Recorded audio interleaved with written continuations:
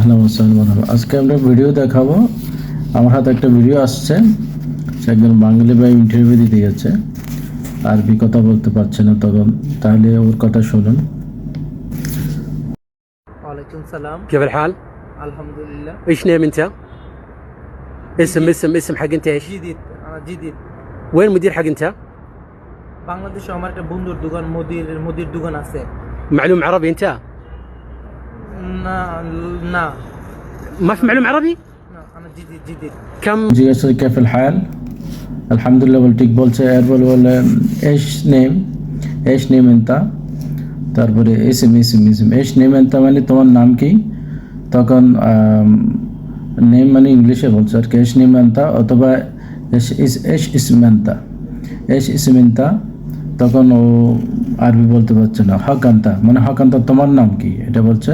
সে বলছে কি আনা ইদিত মানে আমি নতুন, কিন্তু উত্তরটা ঠিক হয় নাই। এরপর জিজ্ঞেস করলো মালুম আরবি আনতে, বলছে না জেদিদ মাফি মালুম আরবি আনতে। উনি খুব আশ্চর্য বোধ করছে যে আরবি জানোস না তুমি আরবি না জানলে তাহলে কীভাবে নিয়োগ দিবে। তারপর হচ্ছে আনা জিদিদ ওয়াইন মুদির হাকেন্তা, মানে তোমার মুদির কোথায়। মানে তখন বললো কি আমার মুদির দোকান আছে দেশে। তো এইভাবে হয় আসলে, যেহেতু আরবি না শিখে যাওয়া হয় অনেক সময় বলা যায় না। বেশিরভাগ আর যেখানে জব করা হয় সেখানে আরবিরা বেশি হলে, অথবা আরবি কাস্টমার হওয়া যেখানে হোক, আরব দেশে এই সমস্যাটা সবারও হয়ে থাকে।